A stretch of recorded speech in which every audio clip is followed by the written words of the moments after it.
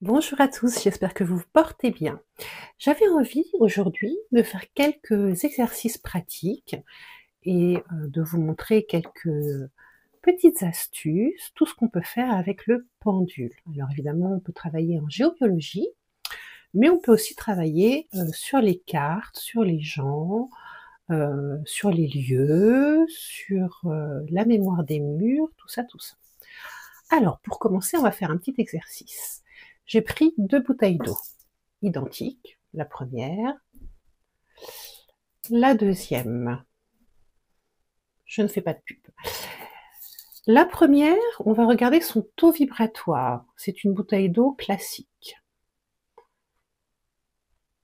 Donc on voit que le taux vibratoire est assez bas. On pourrait dire à 1000. La deuxième bouteille d'eau, je l'ai placée sur une fleur de vie pendant environ 1 heure. Alors là, on est beaucoup plus haut. On va être à,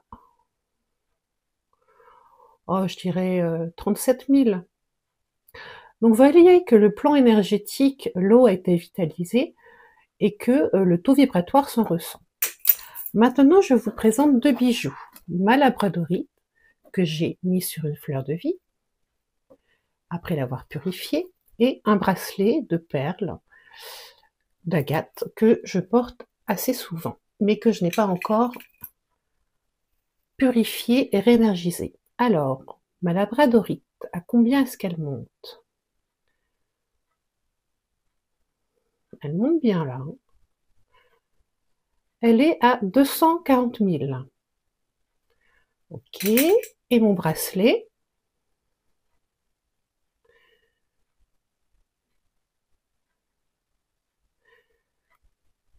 il est à 6000 en vibration. Donc vous voyez que on peut mesurer l'efficacité d'une pierre, son énergie, son pouvoir. On peut aussi voir si l'eau est bien énergisée pour n'importe quel objet. Mais on peut faire aussi plein d'autres choses avec le pendule. Par exemple, avec le pendule, vous pouvez voir quel don vous avez en vous et que vous n'avez pas encore exploité ou vous exploitez. Donc moi, je vais demander quel don particulier ai-je en moi?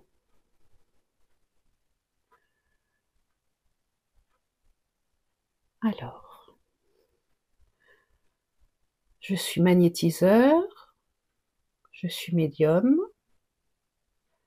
je ne suis pas clairvoyante, je suis radiesthésiste, je suis passeur d'âme, je suis clairguidance, je suis énergéticienne, je ne suis pas sur l'écriture intuitive, je suis médium, je suis coupeur de feu, j'ai de l'intuition, je ne suis pas sur l'empathie, je suis sourcier, je suis clair savoir, je ne suis pas télékinesthésiste, je ne suis pas télépathe et j'ai bien des capacités médiumniques. Alors, laquelle de ces compétences est la plus forte en moi?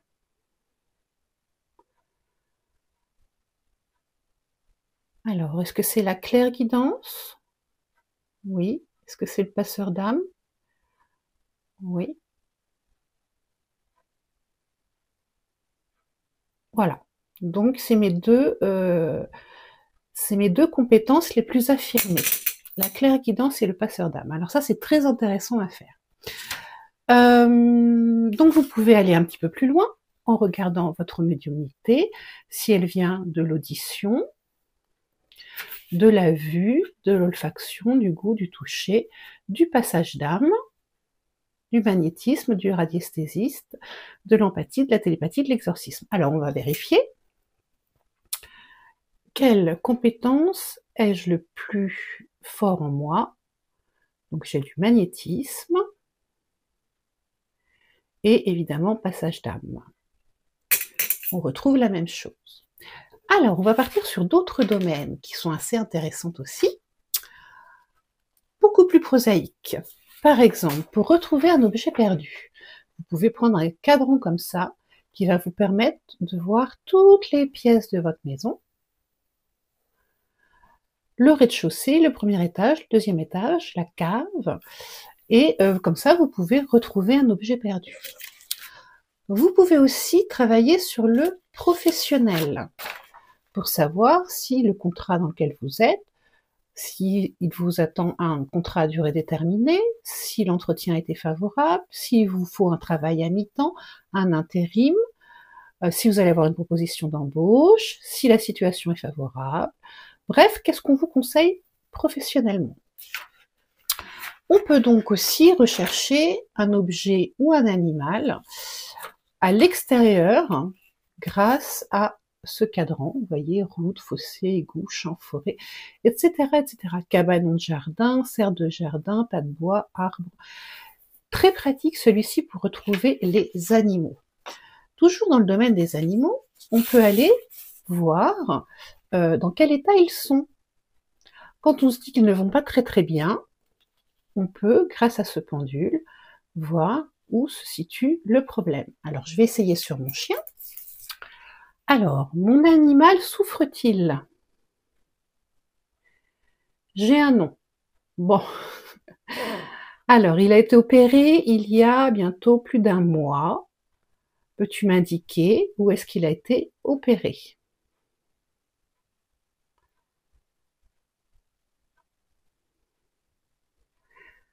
Il faut que je me cale bien.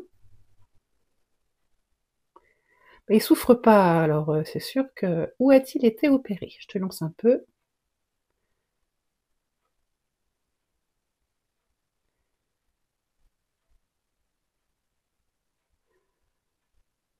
Alors, est-ce que c'est la patte? Non.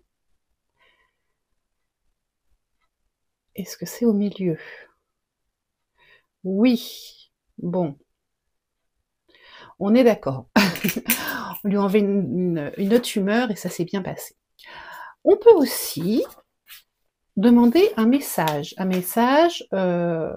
l'univers, à un défunt, à quelqu'un en particulier, ou un message de conseil. Donc on va avoir quelque chose qui va apparaître comme un blocage ou comme un message, voilà. Donc moi, par exemple, je veux avoir un conseil. Quel est le bon conseil qu'il convient que j'entende?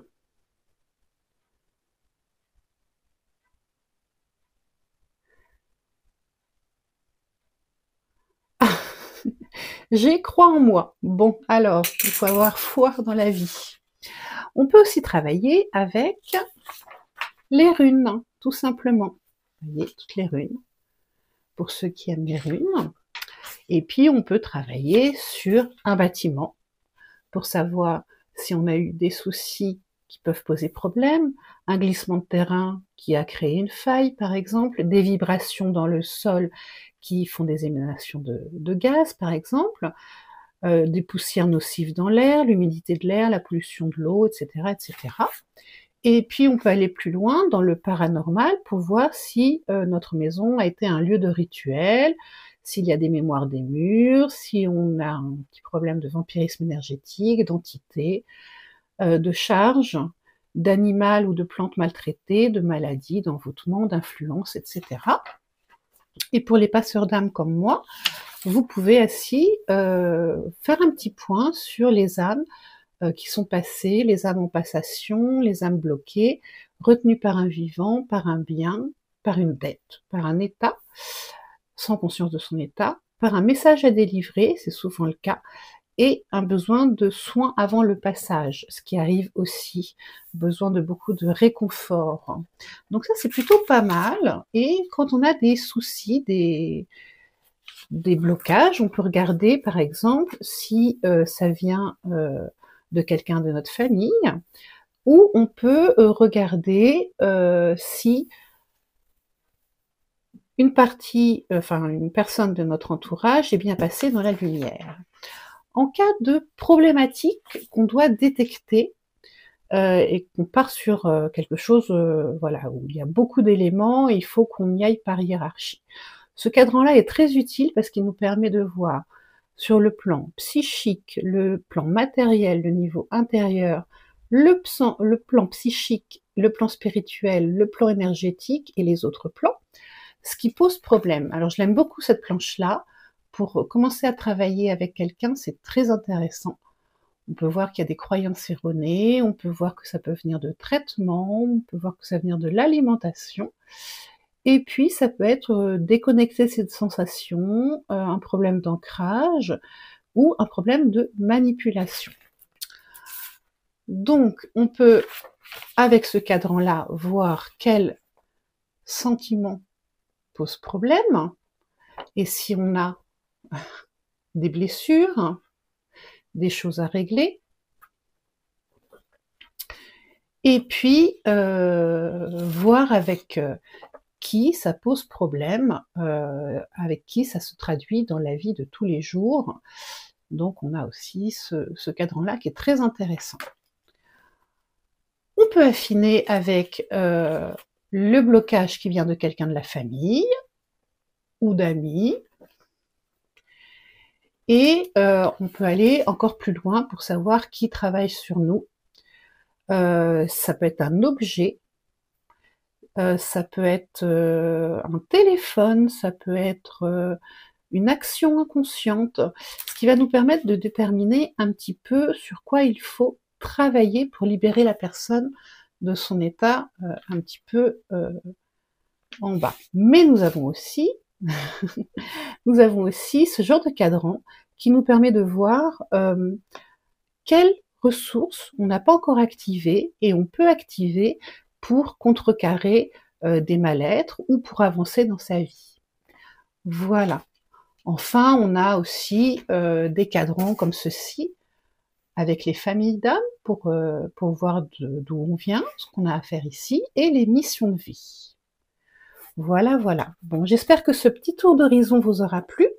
Je vais finir par une petite carte pour vous montrer, si vous aimez le tarot, comment est-ce que, si on est en panne un petit peu d'intuition, donc je vais demander un conseil s'il vous plaît, comment est-ce qu'on peut utiliser le pendule sur une carte de tarot? Bon, elle ne veut pas venir, on va aller la chercher. Un conseil. J'ai la reine de Pentacle qui est arrivée. Je vous montre bien, vous avez la reine de Pentacle. Et vous demandez à votre pendule, imaginons que vous soyez un petit peu, voilà, c'est la page blanche, pendule, quel élément de cette carte doit le plus attirer mon attention?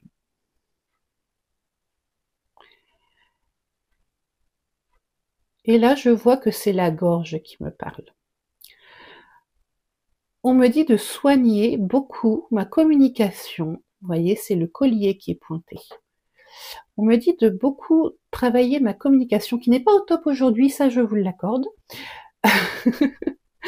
Parce que je connais mon sujet, par contre, voilà, j'ai peut-être un niveau de communication un peu en deçà aujourd'hui. Voilà, donc on peut demander au pendule de nous aider aussi pour décrypter une carte. Petite astuce pour finir. Voilà, j'espère que ça vous a plu. N'hésitez pas à commenter, à liker, à vous abonner. Si vous avez des questions, des propositions, n'hésitez pas non plus. Et je vous dis à bientôt.